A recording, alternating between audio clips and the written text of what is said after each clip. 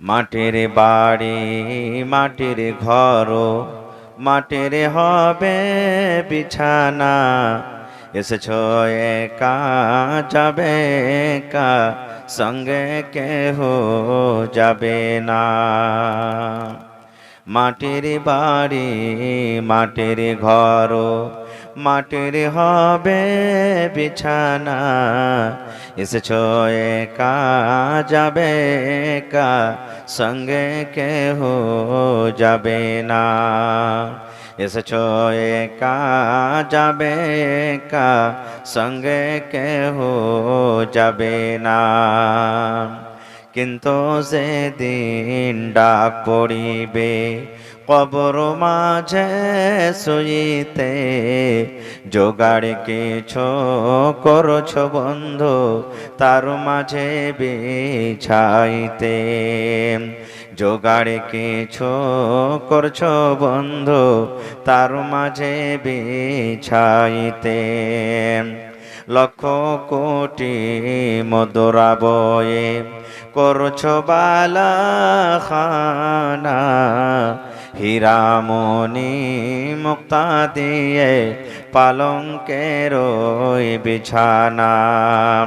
হীরামণি মুক্তা দিয়ে পালঙ্কের ওই বিছানা। এমন জায়গা যাইতে হবে যে ঘরে নাই সাথী, এমন ঘরে রইতে হবে যে ঘরে নাই বাতি।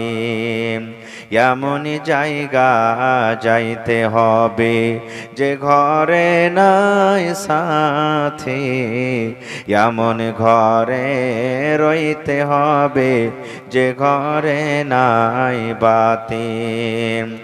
দাদা গেছেন বাবা গেছেন কেউ তো ফিরে এলো না, এমনি ভাবে যাইতে হবে তোরা কেন বুঝিস না।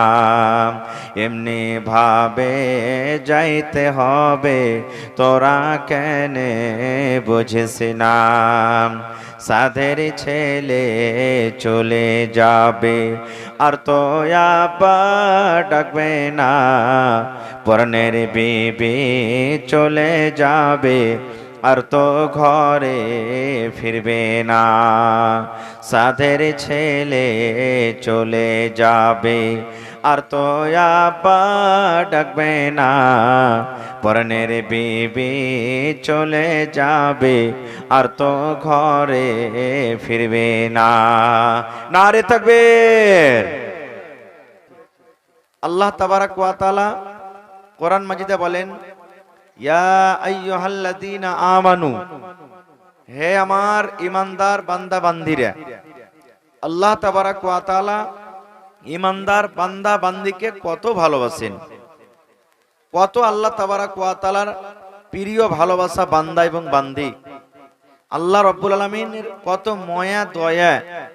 আল্লাহ তাবারাক ওয়া তাআলা সমস্ত পৃথিবীর ঈমানদার নেককার সালেহ বান্দা বান্দীকে ডাক দিয়ে বলছেন, হে আমার ঈমানদার বান্দা বান্দীরা যাহারা ঈমান এনেছো, উ আনফুসাকুম ওয়া আহলিকুম নারা, তুমি তোমার নফসকে বা তুমি নিজকে এবং তোমার আহলকে, তোমার ছেলে মেয়েকে, তোমার ভাই বোনকে তুমি জাহান্নামের আগুন থেকে বাঁচিয়ে নাও।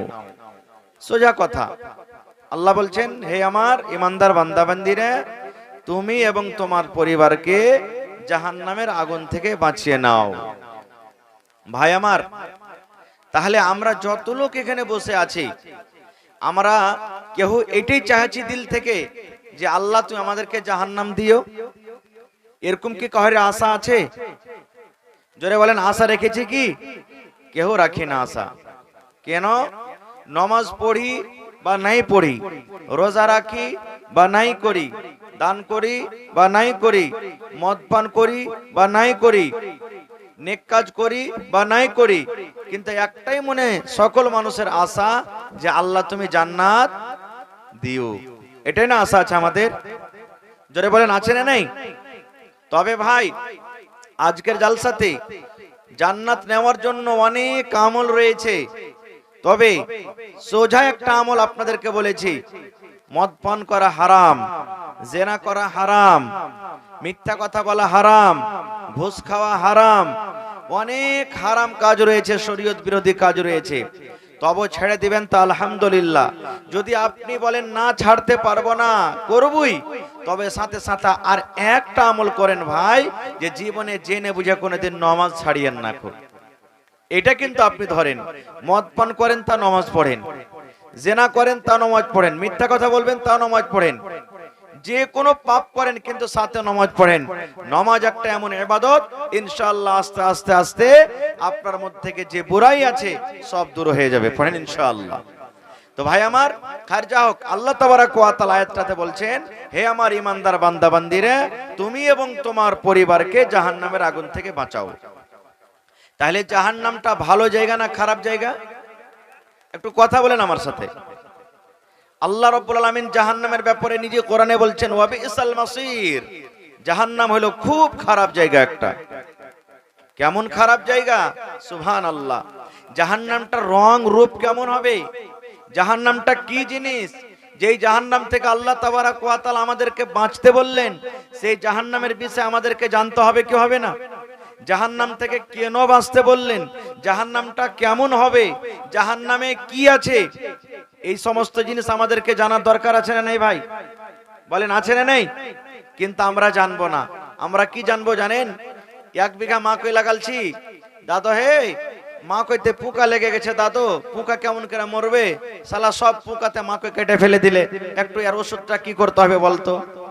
বাজারে বিক্রি করতে গেছি গরু, আমাকে যেন কোনো দালালে ঠকে নেলায়, ব্যাপারী তো ঠকে নেলায়, দাদু এই গরুটার দাম কত হতে পারে? দুনিয়াদারি সমস্ত জিনিস আমরা শিখবো, কিন্তু আমরা শরীয়ত দিন শিখতে যাব না। খুব ভাই মুসলমান, আল্লাহ তাবারাক ওয়া তাআলা যখন জাহান্নাম তৈরি করলেন, এবার জাহান্নামে আল্লাহ রাব্বুল আলামিন আগুনকে তৈরি করলেন, আগুন। এবার আগুন যখন তৈরি